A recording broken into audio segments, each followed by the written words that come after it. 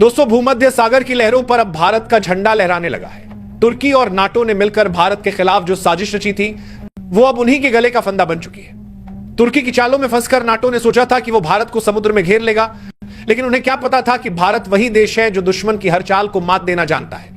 तुर्की की बहकावे में आकर जब नाटो ने भारत के युद्धपोतों की भूमध्य सागर में घेराबंदी की, तो उन्हें लगा कि भारत झुकेगा, मगर इतिहास गवाह है, भारत कभी झुकता नहीं। वो तब तक लड़ता है जब तक दुश्मन घुटने न टेक दे। भूमध्य सागर में इस वक्त जो हो रहा है, वो किसी एक देश की जीत नहीं, बल्कि एक नए युग की शुरुआत है, जहां भारत की नौसेना पूरी दुनिया को अपनी ताकत दिखा रही है। नाटो ने जब अपने 122 से ज्यादा युद्धपोत उतारे, तो उन्हें लगा कि वे भारत की नौसेना को डरा देंगे, लेकिन वो भूल गए कि उनके सामने कोई छोटा मोटा देश नहीं, बल्कि समुद्र का सम्राट भारत खड़ा था। भारतीय नौसेना ने जिस सटीकता से जवाब दिया, उसने नाटो के होश उड़ा दिए। भारत ने सीधे उन ठिकानों को निशाना बनाया जो नाटो की सबसे बड़ी ताकत माने जाते थे। दुश्मन को यह बिल्कुल अंदाजा नहीं था कि भारतीय नौसेना इतनी तेजी से भूमध्य सागर में प्रवेश कर जाएगी। जैसे ही आईएनएस विक्रांत ने एंट्री मारी, पूरा सागर भारत की शक्ति से गूंज उठा। आईएनएस विक्रांत सिर्फ एक युद्धपोत नहीं, बल्कि चलता फिरता आकाशीय किला है। इसके अंदर वो तकनीकें छिपी हैं जिन्हें देखकर रूस और अमेरिका जैसे देश भी हैरान रह जाते हैं। यह सिर्फ एक जहाज नहीं, बल्कि भारत की गर्जना है। इसने नाटो के तीन युद्धपोतों पर कब्जा जमा लिया, वो भी बिना ज्यादा समय गंवाए। भारत का आईएनएस विक्रांत और आईएनएस विक्रमादित्य आज सिर्फ नौसेना की शान नहीं, बल्कि भारत की कूटनीतिक ताकत का प्रतीक बन चुके हैं। दुनिया जानती है कि जब ये दोनों समुद्र में उतरते हैं तो हवा तक दिशा बदल लेती है। ये सिर्फ पानी में तैरने वाले जहाज नहीं, बल्कि उड़ने वाले योद्धा हैं जो एक साथ ब्रह्मोस मिसाइलें दाग सकते हैं, कई लक्ष्यों को एक झटके में खत्म कर सकते हैं।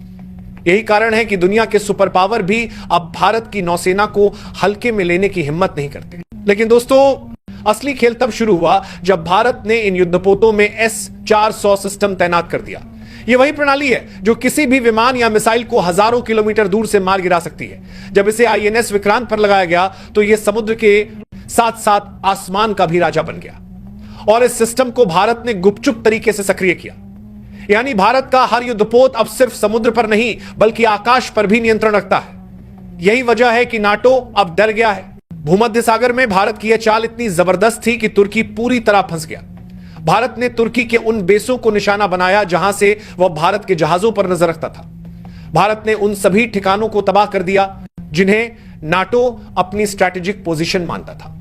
और इस बार भारत ने सिर्फ मिसाइलों से नहीं, बल्कि दिमाग से वार किया। भारत ने नाटो के कम्युनिकेशन सिस्टम को जाम कर दिया, मतलब उनके जहाज आपस में बात तक नहीं कर पा रहे। तुर्की के ड्रोन सिस्टम पूरी तरह ठप हो चुके हैं। भारत की साइबर वॉरफेयर टीम ने ऐसा जाल बिछाया कि तुर्की का पूरा ड्रोन नेटवर्क बैठ गया। अब उनके जहाज समुद्र में तैर तो रहे हैं, लेकिन बिना आंखों के, बिना कानों के। इधर नाटो के देश अब आपस में ही भिड़ने लगे हैं। कई नाटो सदस्य देश तुर्की से नाराज हैं। वे कह रहे हैं कि तुर्की की वजह से नाटो की छवि मिट्टी में मिल गई। तुर्की के नेता अब अपने ही सहयोगियों से सवालों के घेरे में हैं। और जब भारत ने इस पूरे मामले को संयुक्त राष्ट्र उन उठाया, तो तुर्की शर्म से सिर झुका नहीं पाया। भारत के विदेश मंत्री एस जयशंकर ने जब यूएन में पूरी पोल खोली, तो नाटो देशों के प्रतिनिधि तक खिसकने लगे। तुर्की के डेलीगेट तो यूएन से बाहर ही निकल गए। पूरी दुनिया ने देखा कि भारत ने कैसे शब्दों से वार किया और तुर्की की चालों को सबके सामने बेनकाब कर दिया। भारत ने साफ कहा, हम शांति चाहते हैं, लेकिन कोई हमें कमजोर समझने की भूल ना करे। भारत के इन शब्दों ने पूरी दुनिया को हिला दिया। अब स्थिति यह है कि नाटो खुद पीछे हटने पर मजबूर हो चुका है। 18 से ज्यादा नाटो देशों ने इस ऑपरेशन से दूरी बना ली है और अब तुर्की अकेला पड़ गया है। लेकिन दोस्तों, बात यही खत्म नहीं होती। अब नाटो एक नई चाल चलने की तैयारी कर रहा है।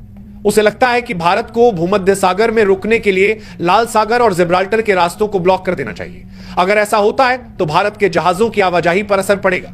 लेकिन शायद नाटो यह भूल गया है कि भारत ने पहले ही उन रास्तों पर अपने जहाज तैनात कर दिए हैं। आईएनएस विक्रमादित्य अभी भूमध्य सागर में नहीं पहुंचा है, लेकिन जैसे ही उसकी एंट्री होगी, नाटो के पास भागने की कोई जगह नहीं बचेगी।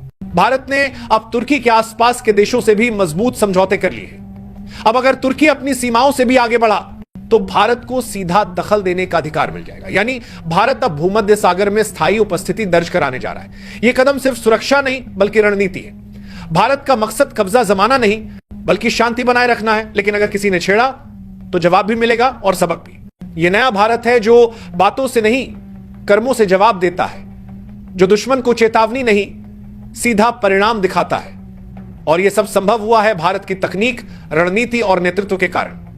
भारत अब सिर्फ एशिया की शक्ति नहीं रहा, बल्कि पूरी दुनिया में समुद्री शक्ति का नया केंद्र बन चुका है। तुर्की की चालें अब उलझ गई हैं। उसका ड्रोन सिस्टम जाम है, कम्युनिकेशन बंद है और नाटो अब उससे किनारा कर रहा है। यह वही तुर्की है जिसने कभी भारत को चेतावनी दी थी, लेकिन अब वही भारत उसके सिर पर सवार है। भूमध्य सागर की लहरें अब भारत की शक्ति की कहानी सुना रही है। और दोस्तों, जब भारत के युद्धपोतों ने नाटो के जहाजों को घेरा तो पूरी दुनिया की मीडिया दंग रह गई। अमेरिकी चैनल तक ये मानने लगे कि भारत अब सुपर पावर बन चुका है। कई विशेषज्ञों ने कहा कि India has rewritten the global naval rules. ये वही पल था जब भारतीय नौसेना ने साबित कर दिया कि अब नियम भारत तय कर दिया करेगा। अब सवाल यह है, क्या भारत नाटो और तुर्की को पूरी तरह सबक सिखाएगा या फिर उन्हें चेतावनी देकर छोड़ देगा? यह फैसला आने वाले कुछ घंटों में होगा। लेकिन एक बात तय है, भारत अब किसी के बहकावे में नहीं आने वाला। भारत अब वो ताकत बन चुका है जो अपने दुश्मनों को बिना युद्ध के भी हरा सकता है। दोस्तों, आज जो कुछ भूमध्य सागर में हुआ वो सिर्फ एक घटना नहीं, बल्कि इतिहास का वो अध्याय है जिसे आने वाली पीढ़ियां गर्व से पढ़ेंगी। तुर्की और नाटो ने भारत की शक्ति को परखने की गलती की और अब वही गलती उनके अस्तित्व पर भारी पड़ चुकी है। यह भारत अब पहले वाला भारत नहीं रहा। यह वही भारत है जो दुश्मन की चाल समझने से पहले ही उसका तोड़ निकाल देता है। यह वही भारत है जो समुद्र की गहराइयों से लेकर अंतरिक्ष की ऊंचाइयों तक अपने झंडे गाड़ चुका है। आज जब भारत का आईएनएस विक्रांत और आईएनएस विक्रमादित्य भूमध्य सागर की लहरों पर गर्जना कर रहे हैं, तो दुनिया समझ चुकी है कि अब हिंद महासागर का नहीं, बल्कि हर महासागर का सम्राट भारत बन चुका है। भारत ने दुनिया को यह सिखा दिया है कि शक्ति दिखाने के लिए चीखना जरूरी नहीं होता, बस सही वक्त पर सही जवाब देना ही काफी होता है। तुर्की और नाटो ने सोचा था कि वे भारत को घेर लेंगे, लेकिन अब वे खुद भारत के घेरे में आ चुके हैं। यह वही भारत है जो पहले संवाद से समझाता है, पर जब बात सम्मान और संप्रभुता की हो तो फिर प्रहार करता है। भारत ने इस पूरे अभियान से यह साबित कर दिया कि अगर कोई देश भारत के खिलाफ साजिश करेगा तो उसका अंजाम सिर्फ एक होगा, पूर्ण विनाश। आज हर भारतीय को गर्व होना चाहिए कि हमारी नौसेना, हमारी तकनीक और हमारे सिपाही वो कर दिखा रहे हैं जो कभी किसी ने सोचा भी नहीं था। भूमध्य सागर में तिरंगा सिर्फ एक झंडा नहीं, बल्कि भारत की अटूट इच्छा शक्ति का प्रतीक बन चुका है। और यही संदेश अब पूरी दुनिया को सुनना पड़ेगा कि भारत को चुनौती देने से पहले 100 बार सोचना होगा। तो दोस्तों, आज इस ऐतिहासिक पल को अपने दिल में बसाइए और गर्व से कहिए, मैं उस भारत का नागरिक हूं जो अब सिर्फ अपनी सीमाओं की नहीं, बल्कि पूरी दुनिया की शांति की रक्षा करता है। जय हिंद, जय भारत।